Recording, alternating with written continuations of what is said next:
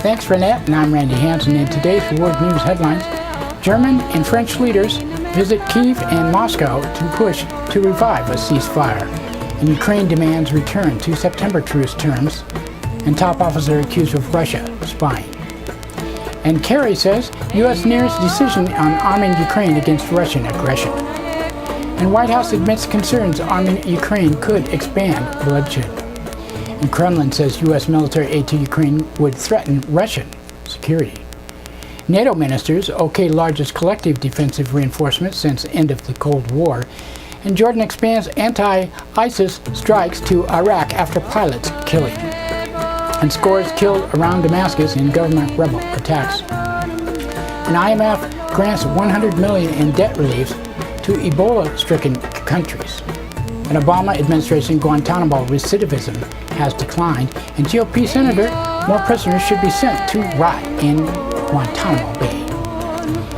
That's what his quote was. 2 dead in murder-suicide in University of Southern Carolina, and 3 Democratic lawmakers to skip Netanyahu's speech, and Pope Francis to become the first pontiff to address joint congressional session.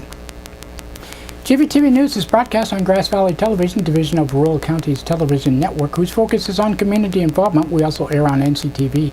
But before these stories, GVTV News would like to thank one of our underwriters who supports your only visual video news media in Nevada County. That's right, it's us, GVTV News.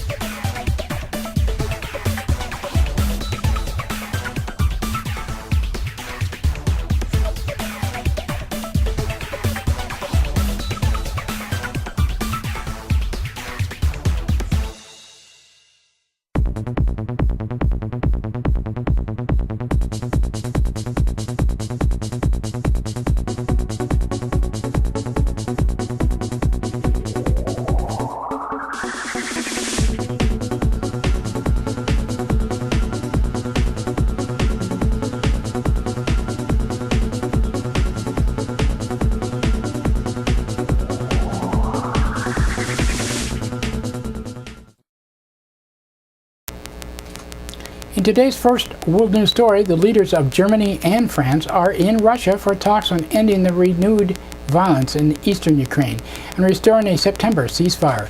German Chancellor Angela Merkel and French President François Hollande are meeting with Russian President Vladimir Putin in Moscow to discuss an initiative partially based on Kremlin proposals. Merkel spoke earlier ahead of her trip to Russia and said, "It is a question of peace and preserving the European peace order. It is a question of free self-determination of the people as part of the European peace order, and we are doing what we believe to be our duty at this time, namely trying to do everything in our power to end the bloodshed." Merkel and Hollande met with Ukrainian President Petro Poroshenko in Kyiv on Thursday, dismissing rebel demands to account for the recent territorial gains. Poroshenko called for a return to the ceasefire terms agreed to in September. And he said the Minsk plan is very simple: immediate ceasefire, releasing all the hostages, closing the border, or renewed the international recognition border of Ukrainian side, withdrawal of all foreign troops from the Ukrainian territory, launching very important process of political regulation by the election on the municipal election, local election under Ukrainian legislation in the territory of Donetsk and Luhansk. On Thursday, the Ukrainian government said it had arrested a senior military officer on charges of spying for Russia, raising new concerns about the infiltration of Ukraine forces. The Obama administration continues to consider sending military aid to the Ukrainian government in Kyiv in what would be a major escalation of U.S. involvement. In meetings with Ukrainian leaders on Thursday, Secretary of State John Kerry accused Russia of aggression in eastern Ukraine and said he expects a decision on U.S. military aid soon. Secretary of State John Kerry said, "We talked about the largest threat and Ukraine force faces today and what is Russia's continued aggression in the east. There's no other way to call it. We're not seeking a conflict with Russia. No one is. The president is reviewing all his options. Among those options, obviously, is the possibility of providing defensive assistance to Ukraine, and those discussions are going on. The president will make his decision, I am confident, soon. Weapon under consideration includes anti-tank missiles, battlefield radars, and reconnaissance drones. Maybe another red line in the sand. Speaking in Washington, White House Press Secretary Josh Earnest acknowledged internal concerns that sending weapons could worsen the crisis. White House Press Secretary Josh Earnest said, one of the concerns that we have about providing military assistance is it does contain the possibility of actually expanding bloodshed, and that actually is what we are trying to avoid. The whole reason that we are trying to encourage both sides to sit down and hammer out a diplomatic agreement is to end bloodshed and end the escalating conflict in that country. On Thursday, the Kremlin said the U.S. arming of Ukraine would threaten Russian security. German Chancellor Angela Merkel has opposed calls to send military aid to the Ukraine government in Kyiv. At a meeting in Belgium on Thursday, NATO defense ministers signed off on a plan to establish a network of command centers in Eastern Europe and a large rapid reaction force to counter Russia. NATO Secretary General Jens Stoltenberg said the measures marked the alliance's biggest reinforcement of collective defense since the end of the Cold War, and said, we decided on the immediate establishment of the first 6 multinational command and control units in Bulgaria, Estonia, Latvia, Lithuania, Poland, and Romania. If a crisis arises, they will ensure that the national and NATO forces from across the alliance were able to act as one from the start. We will make rapid deployment easier, support planning for collective defense, and help coordinate training and exercises.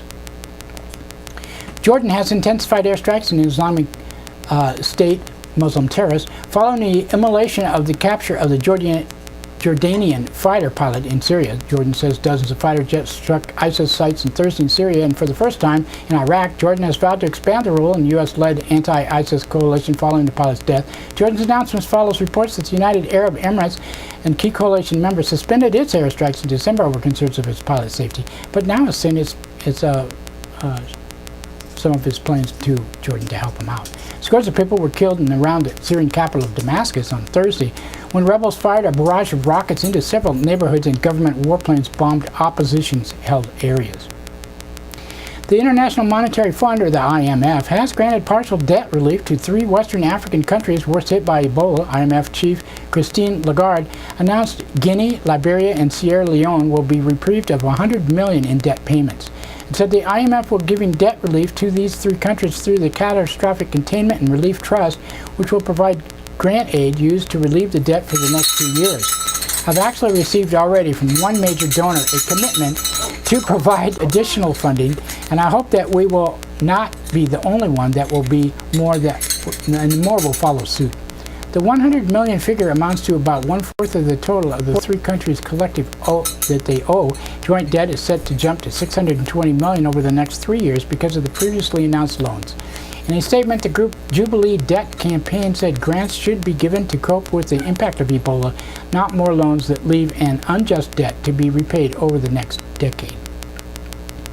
Obama administration says the recidivism rate in Guantanamo Bay Islamic Muslim terrorist prisoners has fallen since President Obama took office, according to White House skewed accounting. Just 6 Guantanamo prisoners have engaged in militant activities after their release since 2009 that they confined, for a rate of under 7%. The comparable rate of President George W. Bush, the bad guy, was 19%. But even the lower new rate could be too high, according to Al Jazeera America. The group's Cage and Center for Constitutional Rights say they know there's 0 cases. Of course, these types of organizations would champion the jihad cause over Western ideals. At a Senate hearing this week, Republican Senator Tom Cotton spoke out against President Obama's call to close Guantanamo Bay, saying he believes the prisoner's only problem is too many empty cells. He said, in my opinion, the only problem in Guantanamo Bay is that there are too many empty beds and cells there right now. We should be sending more terrorists there for further interrogation to keep this country safe. As far as I'm concerned, every last one of them can rot in hell. But as long as they don't do that, then they can rot in Guantanamo Bay. As Islamic Muslim terrorists continue to ramp up their bloody jihad, more and more of the civilized world is agreeing with this evaluation. 2 people are dead after an apparent murder-suicide at University of South Carolina's School of Public Health. One of the victims was a school professor. The campus was put on lockdown for about an hour on Thursday. And 3 Democrat lawmakers have announced they will skip Israel's Prime Minister Benjamin Netanyahu's upcoming speech at Congress. And Iran's Congress members John Lewis, G.K. Butterfield, and Earl Blumenauer say they opposed Netanyahu's visit at the time when Washington seeks a nuclear deal with Iran. The trip has caused a major rift with the White House. On Thursday, House Minority Leader Nancy Pelosi said she hopes the address is canceled but dismissed talk of boycott. And she said, "I'm seriously considering going. I am, as I said, as now it is my intention to go, but to still hope that the event will not take place. There's a serious unease, but don't think that in terms of the world boycott, members will go or they won't go, as they usually go or don't go." Well, whatever that means. And Biden, our great vice president, also is opting out of going. House Speaker John Boehner has announced another foreign guest will address Congress this year. Pope Francis will become the first ever pope to address the joint session of Congress when he visits the United States in September. And he said, "On September 24th, Our Holiness Pope Francis will visit us here at the United States Capitol. That day, His Holiness will be the first pope in our history to address a joint session of Congress. We're humbled by the Holy Father who has accepted our invitation, and certainly looking forward to receive his message on behalf of the American people." Of course, I expect quite a few people on one side of the aisle there might not just show up on that one either, since it's sort of religious. That's it for the World News today. Now, thanks to one of our underwriters who supports your only visual video news media in Nevada County. That's right, it's us, GVTV News.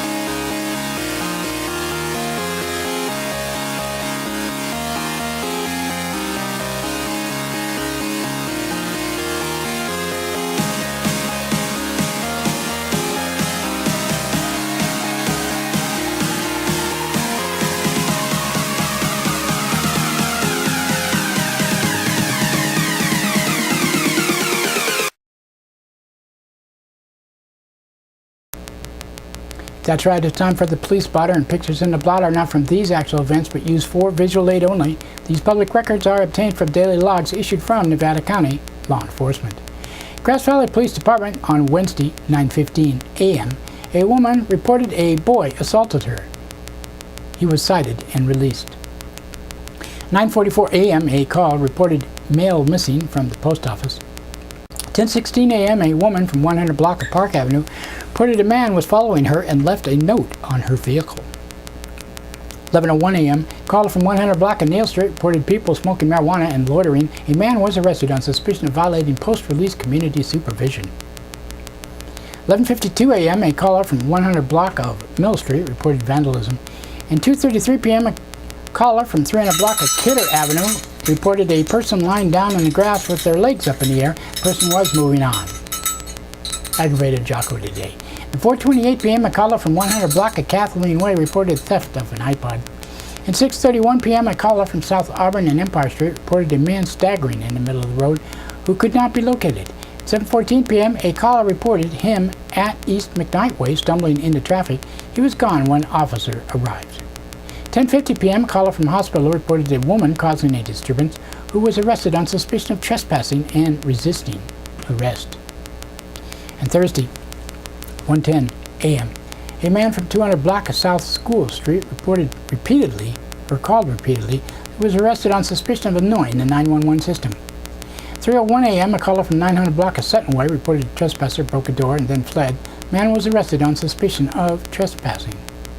Nevada County Sheriff's Office on Wednesday, 8:42 a.m., a caller from Canyon Creek Lane and Oak Canyon Drive reported a van possibly casing the area.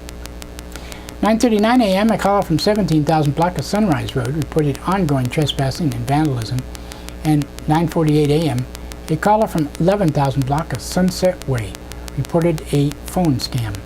10:17 a.m., a caller from Nevada Union High School reported a theft. 11:01 a.m., a woman from 13,000 block of Meadowview Drive reported a fraudulent Verizon account open in her name. At 11:55 a.m., a woman from 12,000 block of Pascali Road reported a person rifled through her vehicle, possibly associated with the green and gold Ford Ranger. At 2:30 p.m., a caller from Lime Kiln Road reported a person fell 10 feet off a roof and injured their hand. At 2:34 p.m., a caller from 18,000 block of Chaparral Drive reported possible financial elder abuse involving bodily harm and threats, with the victim wiring $28,000. 2:52 p.m., a caller from 15,000 block of Cascade Loop reported a man on a bike looking in residence windows. He could not be located. At 5:33 p.m., a caller from 10,000 block of Combe Road reported a man was aggressively panhandling. He was moving on. At 6:11 p.m., a caller from 24,000 block of Highway 49 reported an assault involving two juveniles. One was cited on suspicion of assault and vandalism, and the other was arrested on suspicion of assault after he reportedly struck the other juvenile in the back of the head with a club. 6:31 p.m., caller from 10,000 block of Ridge Road reported a man selling magazines broke through a gate. He could not be located. And 8:53 p.m., a caller from Highway 174 and Brunswick Road reported a woman screaming for help in the middle of the road who was gone when a deputy arrived. And Thursday, 3 a.m., a woman from Oak Tree Road reported a man punched her and then left in a truck. And that's it for the blotter today. Now, thanks to one of our underwriters who supports your only visual video news media in Nevada County. That's right, it's us, GVTV News.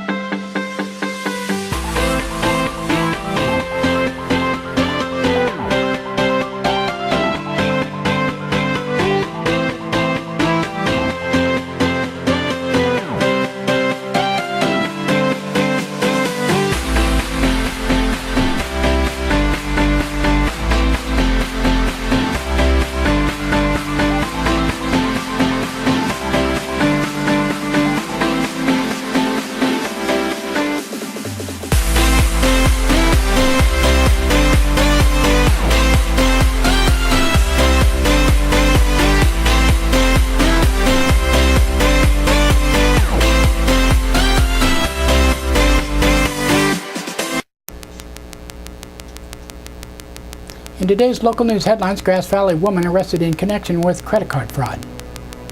And huge steel grid placed on top of Bridgeport Bridge in South Yuba River State Park. 20 days of friendship with Allison Lehman. In our first story, a Grass Valley woman ended up in jail after reportedly using someone else's credit card to pay for veterinary services for her dog. Tina Marie Thompson, 51, had used the alleged victim's credit card fraudulently to pay for a vet on 2 occasions, forging the other person's name, according to Grass Valley Police Lieutenant Alex Gammelgard. Thompson reportedly returned to the vet on Olympia Park Road on Wednesday to pick up medications, and the business alerted the police. She was arrested and booked into county jail on suspicion of forgery, second-degree burglary, petty theft, using another person's credit card, and possession of stolen property. She was being held in lieu of a $15,000 bail. A massive 9,000-pound brown painted steel grid was hoisted Wednesday atop the south end of the Bridgeport Historic Covered Bridge, one of the final steps to anchor the 153-year-old structure before full-scale restoration work begins later this year. They've been there since 7 a.m., said Matt Green, California State Parks Sierra Gold Sector Superintendent of the crew from subcontractors JD2 of Auburn. The giant grid was preferable on the ground first before it was prefabbed on the ground first before it was lifted up by a crane. From the grid will be strung a network of steel cables that will then fasten to concrete abutments that were poured last month. Steel cables were also encircling the underbelly of the bridge and connect to the top with the grid, prompting a cradle metaphor. After this weekend's expected rain subsides, contractors will repeat the process on the north end. He said the grid and cable, painted in earth tones to blend in with the wooden bridge, will eventually be removed once the restoration work is completed. It's a very worthwhile endeavor, said John Fields, spokesman for the South Yuba River Park Association, one of the several instrumental groups in pushing the state to save the bridge. No matter what it takes to do it, this bridge has to be saved. There are no other options. Phase 2 initial expenditures have been made by the State Parks Department, which is administering the project. This work entails developing preliminary plans, design, and assessments, according to the statement from the Save Our Bridge Campaign Committee. The scope of the work has been developed, contracts have been awarded, and work orders have been submitted to companies that include structural and geotechnical engineers, schematic design, wood, and historical assessment firms. According to the committee, the initial work in Phase 2 should be completed by June. After a major community lobbying effort, the state approved a $1.3 million for the two-phase project to preserve the structure. Built in 1862, it is the longest single-span covered wood bridge remaining in the world.